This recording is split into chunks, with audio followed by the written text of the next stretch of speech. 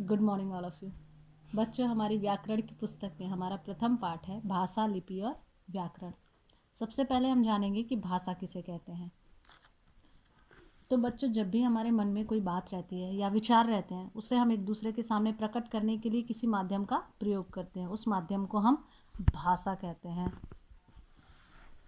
कहने का तात्पर्य यह है कि जिस साधन के द्वारा हम अपने विचारों या भावों को एक दूसरे के सामने प्रकट करते हैं, उसे भाषा कहते हैं। भाषा के 3 रूप होते हैं, लेकिन 2 भाषाओं को मुख्य माना गया है। पहली है मौखिक भाषा, दूसरी लिखित भाषा और तीसरी हमारी है सांकेतिक भाषा। सबसे पहले हम जानेंगे मौखिक भाषा के विषय में।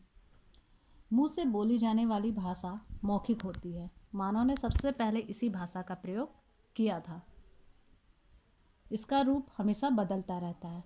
मौखिक भाषा के द्वारा हम अपने पास बैठे व्यक्ति से विचारों का आदान प्रदान कर सकते हैं। टेलीफोन पे बात करना एक मौखिक भाषा है।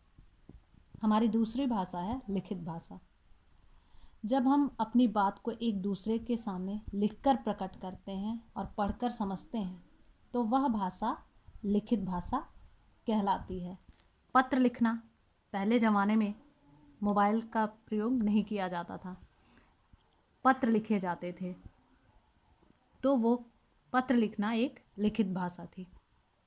हमारी तीसरी भाषा है सांकेतिक भाषा। जब मनुष्य अपने विचार शरीर के अंगों द्वारा प्रदर्शित करता है, तो उसको सांकेतिक भाषा कहते हैं। इस भाषा का प्रयोग ट्रैफिक पुलिस द्वारा किया जाता है, या फिर आपने क्रिकेट में अंपायर को करते हुए देखा होगा।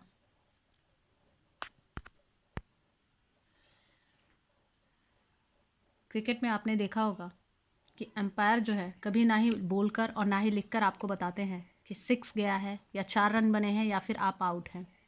अंपायर हमेशा इशारा करता है और लोग समझ जाते हैं। तो अंपायर का इशारा करना उसकी सांकेतिक भाषा है। अब हम जानेंगे कि लिपि क्या है।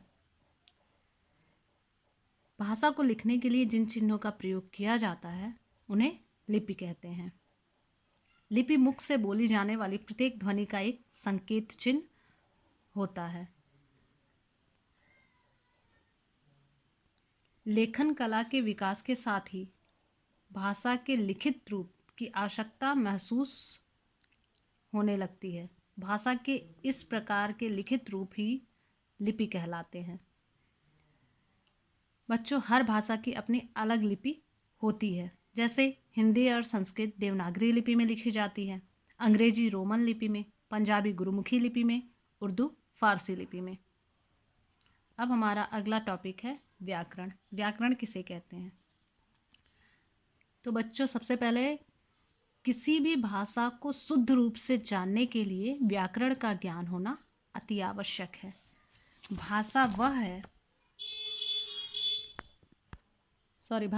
व्याकरण। व्याकरण वह साधन है जिसके द्वारा हम भाषा को शुद्ध रूप से लिखना, बोलना और पढ़ना सीखते हैं। किसी भी भाषा के व्याकरण का समुचित ज्ञान होने पर ही कोई व्यक्ति उस भाषा को उचित प्रकार से व्यवहार में ला सकता है। व्याकरण जो है, भाषा के शुद्ध प्रयोग को सिखाता है। उदाहरण के लिए, यदि हम कह दें लड़का चल रही है, तो यह वाक्य जो है अशुद्ध होगा। व्याकरण ही हमें इसका शुद्ध रूप बताएगा कि इसका शुद्ध रूप होता क्या है, इसे शुद्ध रूप में कैसे पढ़ेंगे और कैसे लिखेंगे। लड़का चल रहा है।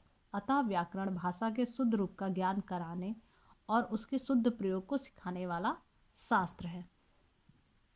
व्याकरण को 3 भागों में बांटा गया है। पहला वर्ण विचार, दूसरा शब्द विचार और तीसरा वाक्य विचार। पहला है वर्ण विचार। इस भाग में वर्णों को लिखने, उनकी विधि, आकार, भेद और उच्चारण आदि पर विचार किया जाता है कि उनका उच्चारण कैसे होता है, कौन से अक्षर हैं, उनको लिखने का ढंग क्या है।